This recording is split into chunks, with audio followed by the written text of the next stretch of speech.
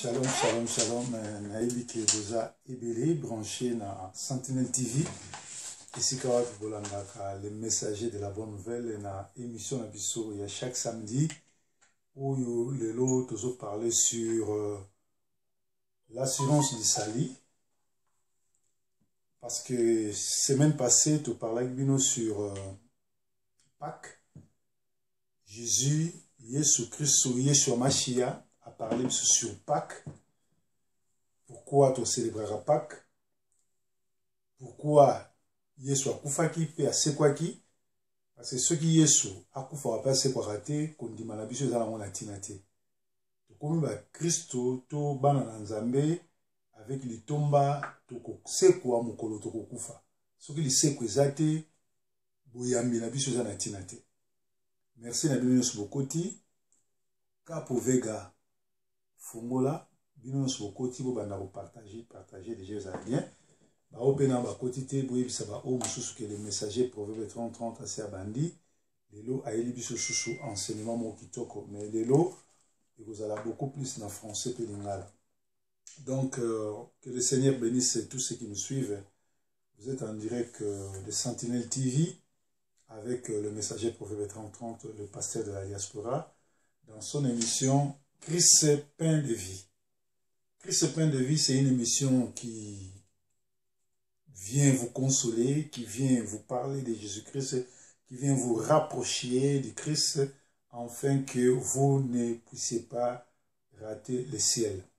Donc aujourd'hui, nous parlons sur l'assurance du salut. Salut, ça veut dire, c'est un mot qui vient des Grecs, ça veut dire sali, ça veut dire, en grec ça veut dire sozo, sozo aussi qui le transforme en français, ça veut dire le pardon, la délivrance, l'élévation, la guérison et l'élévation. C'est ça le mot salut. C'est-à-dire que tu ne peux pas accepter Yeshua Mashiach si tu ne connais pas que quand tu l'acceptes comme Seigneur et Sauveur, tu as le salut, c'est-à-dire il pardonne tes péchés, il te guérit, il enlève la malédiction, il y a le pardon des péchés, l'élévation, et après, au-dessus de tout, c'est le royaume des cieux. Voilà. Voilà pourquoi nous vous prions de recevoir Yeshua Mashiach comme Seigneur et Sauveur. Voilà pourquoi nous vous prions d'accepter Yeshua Mashiach comme votre Sauveur, comme votre Seigneur, afin que vous puissiez être pardonné de vos péchés, délivré de vos maladies, guérir de vos maladies, et en plus, vous allez hériter le royaume des cieux, parce que nous sommes arrivés sur cette terre avec comme mission de se qualifier, parce que la vie tout entière, la vie en soi, c'est un championnat que nous sommes en train de jouer. Le but, c'est de remporter la coupe qui est les royaumes des cieux. C'est-à-dire, nous avons, je ne sais pas si tu es robuste, tu vivras plus de 100 ans. Les moins robustes vont vivre 80 ans, 75 ans, tout et tout. Mais si tu meurs, avant de mourir, arracher le prix du royaume, arracher le royaume des cieux. Alors nous allons lire dans Jean 1, 5, 10 à 13. On nous dit ceci, Jean 5, 10 à 13. On nous dit ceci, je vais lire au nom de Yeshua Mashiach. Celui qui croit au Fils de Dieu, il est au-dessus de lui-même, le témoignage de Dieu. Mais celui qui ne croit point à Dieu, il le fait mentir, car il n'a point cru au témoignage que Dieu a rendu à son Fils. Et c'est ici le témoignage, savoir que Dieu nous a donné la vie éternelle, et cette vie est en son Fils. Celui qui a le Fils a la vie. Celui qui n'a point le Fils de Dieu n'a point de vie. Je vous ai écrit ces choses à vous qui croyez au nom du Fils de Dieu, afin que vous sachiez que vous avez la vie éternelle, et afin que vous croyez au nom du Fils de Dieu. Et si vous voulez savoir qui est le Fils de Dieu, qui est ce Dieu-là, je vous fais lire 1 Jean 5, 20, on nous dit, « Or, nous savons que le Fils de Dieu est venu, il nous a donné l'intelligence pour connaître le véritable. » Qui nous a donné l'intelligence? c'est le Seigneur Yoshua Mashiach. Il nous a donné l'intelligence à travers son Saint-Esprit, à travers l'Esprit de Dieu qui habite en nous. Et le Saint-Esprit, quand il habite en nous, le Saint-Esprit là nous révèle la vraie sagesse, la vraie intelligence de savoir que c'est Christ qui est le Fils de Dieu. Alléluia. Alors il nous dit ceci, il nous a donné l'intelligence pour connaître le véritable. Et nous sommes dans le véritable, à savoir en son Fils Yoshua Mashiach, il est le vrai Dieu et la vie éternelle. C'est-à-dire que, Yoshua Mashiach est la vie éternelle.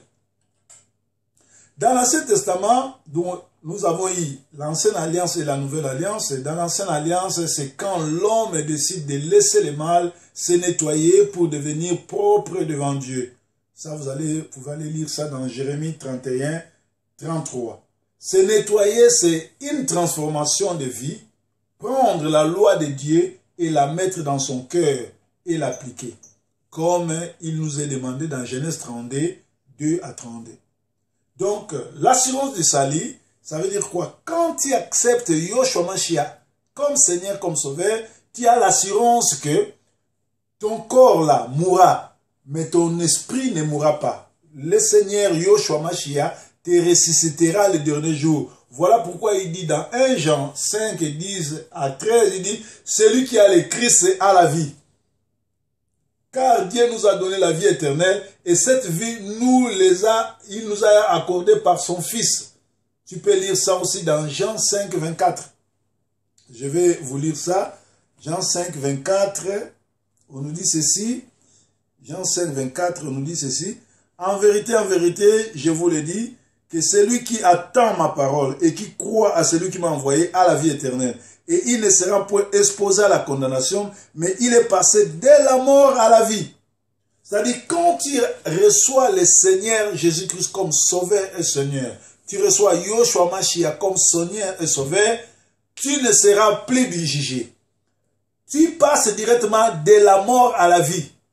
Vous connaissez l'histoire de Lazare, vous connaissez l'histoire de tous ceux qui sont morts en Seigneur, et vous avez vu les témoignages. Celui qui naît de nouveau à la vie éternelle, il ne sera pas condamné, mais il passera de la mort à la vie à un clin d'œil. Alléluia. Donc, je vais expliquer cela en lingala. Awa tozolobela assurance ya sali. Assurance ya kondima. Salut ezelo comme sous-souté sali elagisi sozo na grec. Et sozo wana soki tozongisi yango na français elagisi balimbisi yo masumu, balivre oyo na masumu, balongoli yo masumu, balimbisi yo na nyonso, balongoli yo na maladi, bapamboli yo otomwami okomi na esengo. Donc voilà eloko oyo ezotinda biso toyamba Yoshua Mashiach lokola nzambe pe mobikisi parce que ezali bongo na assurance ya salut. C'est-à-dire salut na biso to bomo na biso ekozala sauvé. To botama na mokili, to ye na se ya mokili po to vivre tant moke, to ye na compétition. Ngana talaka mingi Champions League. En tout cas, shalom na ba onyo subokoti na moni Frida Blessing, na moni Carlos Casse, na moni Capo Vega, na moni ba msu ba komwe mati bino subokoti eloko na osenga na bino bo partager mateya pour na bandeko ba kotala sima balanda mateya kitoko. Donc toya na se ya mokili poto se qualifier. Ndenge to betaka Champions League e bandaka na pour l'éliminatoire. Mais na suka nango bazoluka de équipe oyo kobeta finale pour remporter coupe. Yo nanga toya na se ya mokili pour na kowela ba passeport te, pour na kowela ba visa te, pour na kowela mituka na bandako te, toya na se ya mokili pour to wela bokonzi na likolo.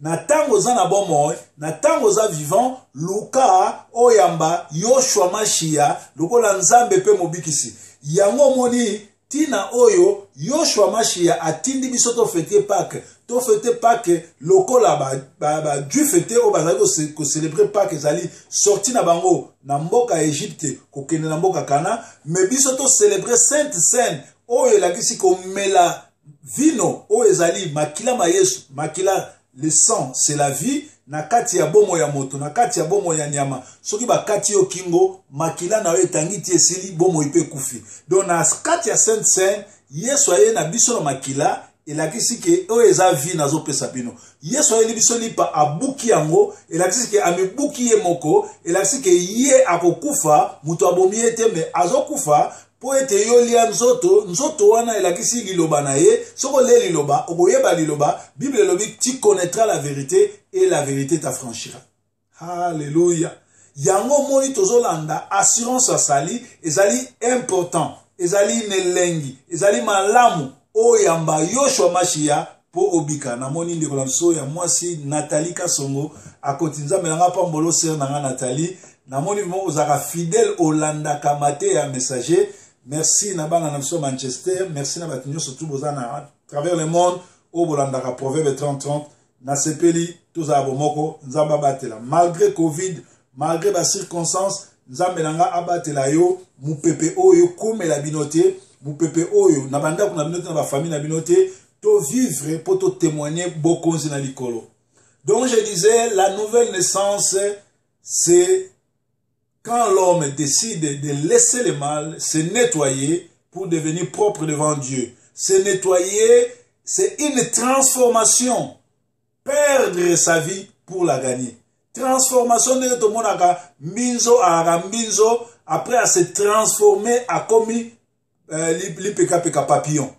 Mais et que passe parce que nous avons des gens qui sont hypocrites. Bazaba hypocrites, ils veulent plaire aux gens, ils veulent plaire aux pasteurs. Ils ne sont pas prêts à Yoshua Mashia. Ils ne sont pas prêts à abandonner vie à Kala. Ça t'amènera où il y a la vie à Kala parce que na souka masolo et ali lifelo et ali lola. Yebango na souka masolo nyonso na souka mokili peu importe ozala nini lelo en Angleterre tozolela awa mobali ya reine d'Angleterre a kufi.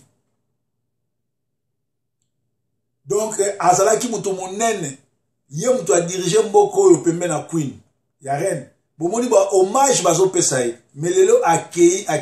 Ata télévision monde mobimba, et ezo ko sala bémission sur ye, soki ayambaki yesu te, esili.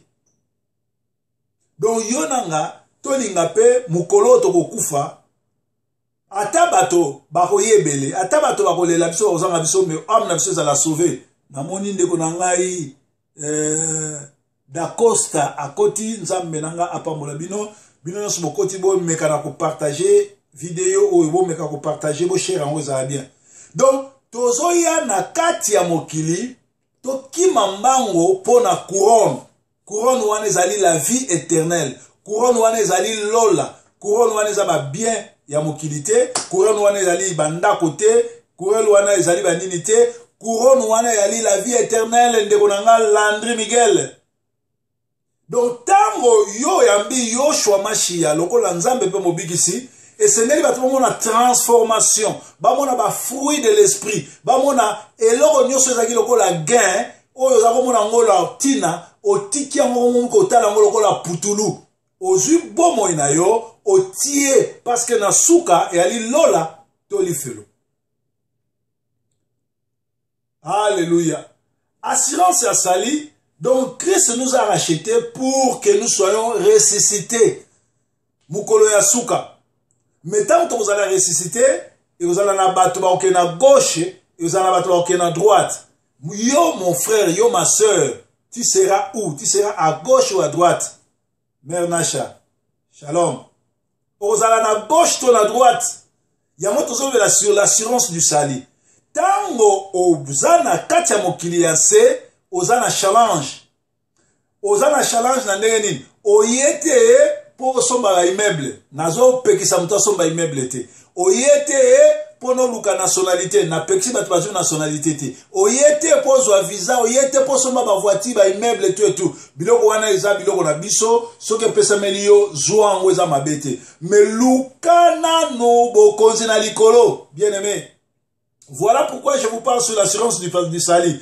Dans 1 Jean 5, 10 à 13, la parole de Dieu déclare, celui qui a le Christ a la vie. car Dieu nous a donné la vie éternelle et cette vie nous a été accordée par son Fils Yoshua Mashiach, que vous appelez Yesu Christ ou Jésus-Christ.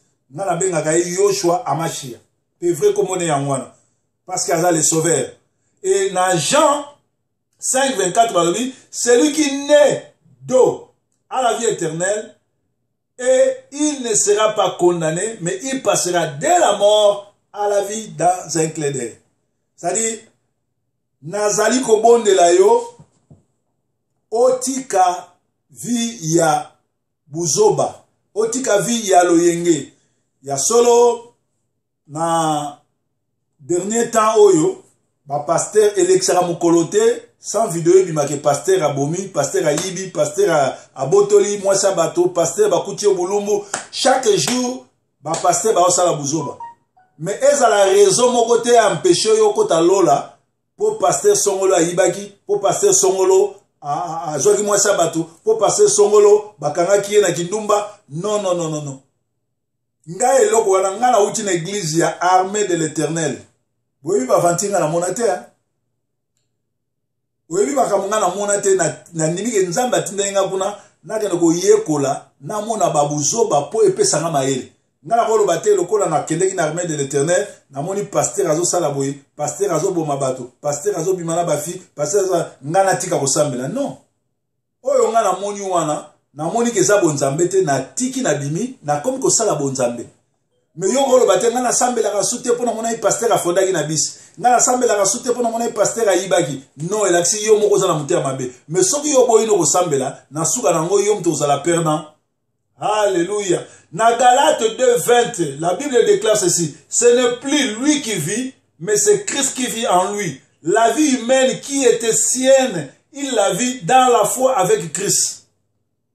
C'est-à-dire, quand tu acceptes Jésus-Christ comme Seigneur et Sauveur, tu acceptes Yoshua Mashiach comme Seigneur et Sauveur, vie na yo ya kala neti biso bo ba didie forme. Jeune homme moko ya humble, bogar moko ancien bogar, alingi basi trop, alingi ambiance, alingi bakumisa ye, mais tango na yambi Yoshua Mashiach, na longo eli bizaleli na ngai ya bato bayebaka nga na masina, na kingasani, na lemba, na kikwiti, ba place na uti. Alléluia. Alléluia. Naza en pleine émission Ido Salon, s'il te plaît. So na 6 na bengo. Naza live na Facebook. On a l'émission. Na YouTube. So na 6 na bengo. Merci. Donc, il faut battre mona qui dit forme koufi. Cela ne veut pas dire que nga na moko ba ex-sapeur congolais na beta tutu Jimmy Weston na beta ba yama moto na beta la forme danse. Mais yango te mutu ezalaka liboso ya vinanga. Non. C'est-à-dire so na olata funa lata bien, mais batu fuba mona makambo na nga ya bombu ya bomwa na esili. Liboso alaki to anonda kumoko ozu porte-monnaie na yo boye moi $100 ya le otiki wana. So inga na leki wana fo limo. Mais tango na kiambi Yoshua Mashiach ba membre famille nanga ba ninga nanga o to saka na bango oyo to so fana na bango sika moko fuba mona changement que porte-monnaie oyo ezana 200 € na tiamo likola mesa Didier forme aleki vraiment a touché te c'est ka bongo miaso. C'est ça oyo nkolo azo se le pana yo transformation totale bazo se la yo te ola ta pembe okoma na mokongo awa j'aime Jésus mais na se ya mokili na se ya bizale na yo oza Twitter oza momeli bangi oza courir ya basi ya bato muto asongi muto biloba non bato bazo zela ba mona ba fruit de l'esprit que toko tanga mona Galate 5 banana 18 na 22 okomona ba mona amour ba mona tempérance ba mona kimia ba mona douceur ba mona nyonso wana na kati na yo parce que tango yo oyambi Yoshua Mashiach vina yo ce n'est plus toi qui vis. C'est Yoshua qui vit en toi. Il faut que tu bizaleli na yo, ba mon approche na yo, ba mon ndenge na yo ke muto akutani na Yoshua. Pour Bible esiso batonyo surtout bakutana na Yoshua Mashiach, bo moina bango chanja. Yo ko lo bateke okutani na Yoshua ya Mashiach. Ozo continue ko yiba si molobi ko zaka ka musai na nzambe. Okoyo ko yesa biso teke ozali toujours na kindumba, parce que batebele bakasa kindumba ezaka bala basi. Non, il y a aussi des hommes qui font kindumba. Alléluia. Il y a aussi des hommes comme ça, qui ne se contrôlent pas, qui ne se respectent pas, qui courent derrière les femmes d'autrui, qui courent derrière les pits. Parce que batebele bakasa kindumba ezaka bala basi batasa kindumba. Na mibali pe basaka kindumba. Alors yokolo bateke non, okutani na Yoshua Amashia, ozaki ndumba otikali ndumba. Non, non, non. Balobi, ce n'est plus toi qui vis. La vie humaine qui était en toi, tu le donnes au Seigneur. Il faut que les gens voient les fruits de l'esprit. Il faut que les gens voient que toi, c'est la parole. Tu appliques la parole, tu vis la parole. Il y a des gens qui prêchent la parole, mais ils n'appliquent pas cette parole. Ils ne vivent pas cette parole. Il y a des prédicateurs aujourd'hui sur les internets, surtout les social media, ils disent des choses qu'eux-mêmes n'appliquent pas. Ils sont comme des prêtres, ils disent, faites ce que je vous dis, mais ne faites pas ce que moi je fais. Mais moi je dis, faites ce que j'ai fait, faites ce que je vous dis, parce que moi aussi je l'ai fait. Il faut s'arrêter au bao, bo salaka, onga nazo lombate, mais bo sala onga nazo salate, mais bo sala onga nazo ba. Non, il faut loba, bo sala onga nazo loba. Parce que n'ape na sala rango. Vie chrétienne, ils a vie à discipline. Ils a vie à commis bomba. Ils a vie à commis kaba. Ils a vie à sacrifice. Il y a les vies, nege balobaka, il y a qui perd gagne. Au perdre mon kili, mon gagner royaume. Nous avons combien de temps sur la terre? Nous n'avons pas assez de temps. À peine 100 ans, 90 ans. Mais nous aurions toute une éternité devant Dieu. Ou toute une éternité à l'enfer. C'est quand tu es vivant, à toi de décider, tu passeras ton éternité où? Tu le passeras où? À l'enfer, ou tu le passeras à la droite du Père. Mais moi, je te conseille, je te conjure d'être à la droite du Père. Alléluia.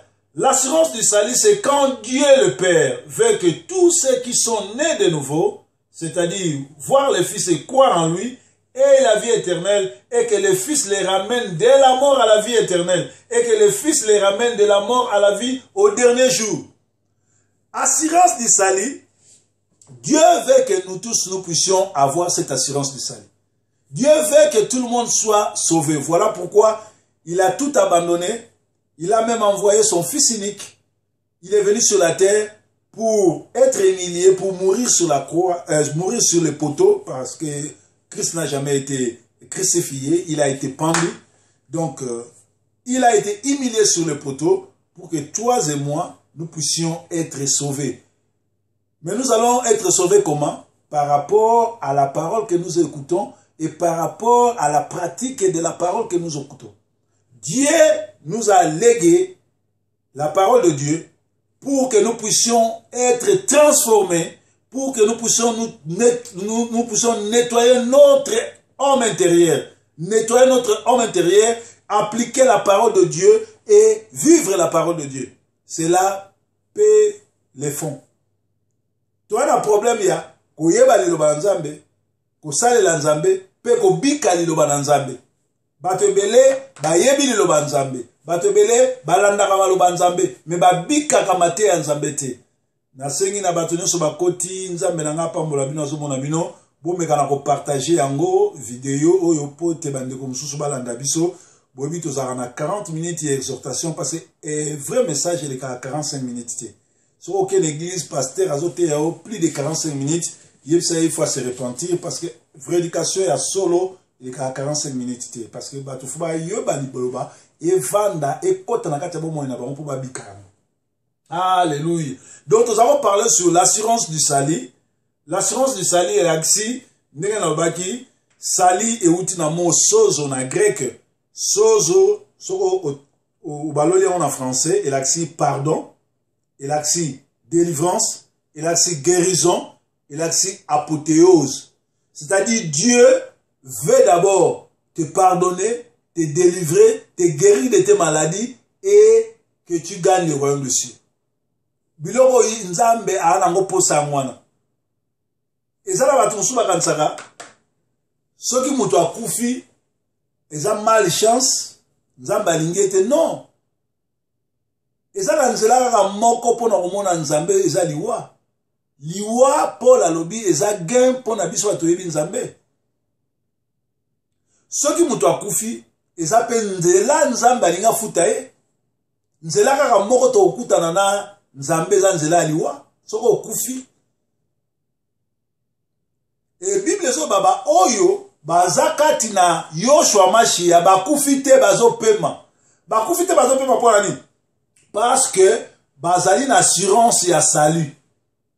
Parce que Yoshua ase apesi bango bomoi. Parce que Yoshua alobi na 1 Jean 5, 10 à 13, c'est lui qui a le Christ, c'est lui qui a Yoshua. Il a la vie éternelle. Il ne sera plus condamné, il ne sera plus jugé. Il passe directement de la mort à la vie, dans un clin d'œil. Voilà pourquoi le Seigneur dira, le jour où il a été pendu, il dit à l'un, à celui qui était à la droite, les brigands qu'on avait pendu à la droite du Seigneur, il va lui dire, toi et moi aujourd'hui, nous allons nous retrouver au royaume. Parce que les brigands avaient reconnu qu'il était malfaiteur, il était malfrant, il méritait cette sentence, il méritait d'être crucifié et pendu, tout et tout. Mais l'autre là qui était à la gauche du Seigneur, insultait le Seigneur. Et le brigand, il connaissait la parole, il a dit, quand tu seras dans ton royaume, souviens-toi de moi. Le Christ lui a dit, aujourd'hui même, je te dis aujourd'hui, tu seras avec moi au royaume. Donc, la première personne à hériter le royaume de cieux, c'est un brigand. C'est quelqu'un qui connaissait la parole, qui a été malmené, qui a été perdu, mais aux dernières minutes avant de mourir, il reconnaît sa faute, il demande pardon et il est repêché.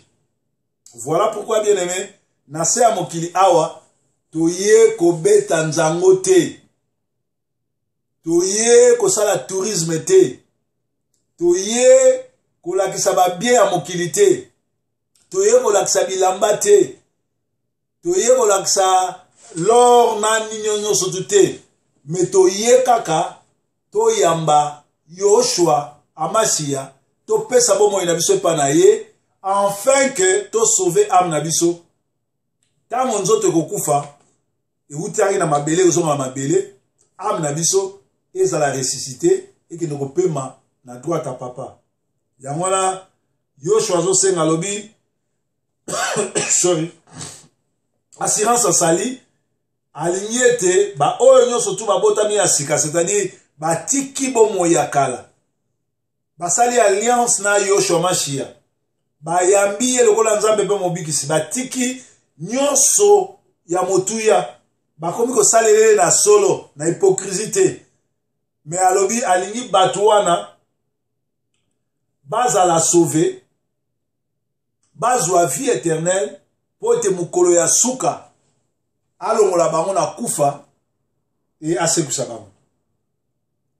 Nkolo ana posa yo ozolanda nga, atako kokufa, olanda histoire à Lazare, que Lazare 4 jours akufi, nzote komi kopola. Mais Nkolo akita alobi, Lazare sort. Lazare abima na kunda azonga. Nkolo pe aza na posa, nzoto na yo eza mabele. Parce que dans l'homme, l'homme est tripartite. Dans l'homme, il y a le corps, il y a l'esprit, il y a l'âme. Corps et uta na mabele, et kozonga na mabele. Yango monaka mutu, ata ndengeni suka nango eza 1,50 m. Ata ozaki nana, ata bakotia na cercle ya or, ya diamant, ya zinc, ya nini, oke na sa mabele. Po uti na maloba, uti na mabele. Mais so oke na sa mabele suki wana te. Ba oyo bazo kufa kati na Yoshua, kati na bonzambe, mukolo asuka, Nkolo akolamusa bango, nzoto tikali na sa mabele, molimo na ye, eko kovanda na kimia. Yango moni atindi ba pasteur ya solo, ba messager, yango moni ngana mibenga ba pasteur te, parce que la plupart des pasteurs congolais sont des aventuriers, ce sont des charlatans, des apprentis sorciers, sont des profiteurs, des gens qui ne connaissent même pas la parole, les gens qui prêchent pour chercher à être connu. Biso toujours ça la qui végétariaté. Nous sommes arrivés dans le Seigneur, on était déjà des stars, des vedettes. Tout ça va vedette à mokili. To yé na bonzambe pour na qui végétariaté. To yé na bonzambe pour na susika amoto sauver bato. Ya moni biso ba sala ba vidéo pour ba luka ko détruire biso ba toana lelo ba ko sa so ba vidéo pour ba lo ba mabe na biso te. Parce que o e komeli bango ba ko yimengo sala vidéo te pour ba lo bango. Alléluia. Basala ba vidéo pour na kolakisa mabe na biso, pour na ko détruire biso, mais comme biso tozalaki na mabe moko te, Nzamba protéger biso, Nzamba batela biso, Nzamba za kotambola na biso. Yango tozo témoigner que tokutana na Nzambe tozala Nzambe. Alors, mwana na Nzamba solo esengeli oyeba ke luka assurance ya sali.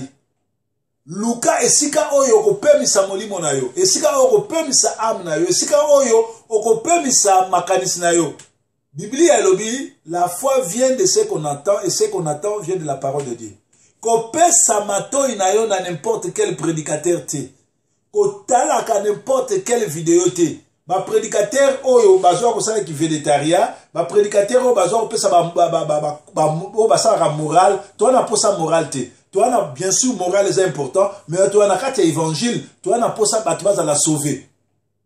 Alléluia. Parce que ceux qui osent tirer le banzambe à solo, na pratique, osent la morale à madame. Alléluia. Osent la morale à madame. Alors, ta ezamouke. Maladie oyo, ya pandémique oyo, COVID-19, COVID-19, ils ont l'acceptation que tu commis na souka. Moto a décidé, assis sa mokili.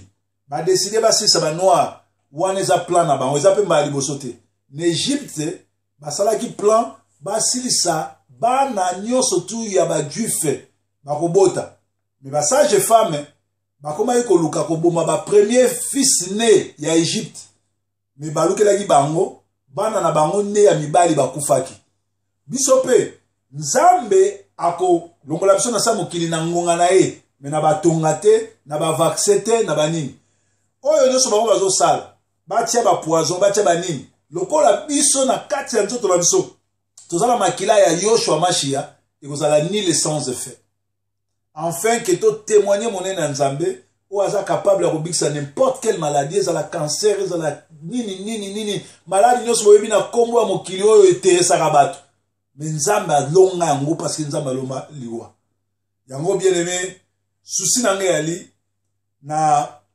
tango tozolanda ba prédication toluka koyeba motei oyo susi nezani ayebana abenda mbongo to susi nezali bato bakota na lola to susi nezali azofongola bato eloko moko après Pâques oyo ezali bongo résurrection ya Yoshua Mashia oyo ezali bongo alliance asika Yoshua Mashia asali na biso elakisi a préparer biso pona salut na biso pona tozala na assurance asali ya mwana lobi soko ya mbinga lokola Seigneur est sauvé okokufa te mais okolongwa na bo na kufa oke na bo moyo et week-end oya na reparler bino sikoyo sur le baptême pourquoi il faut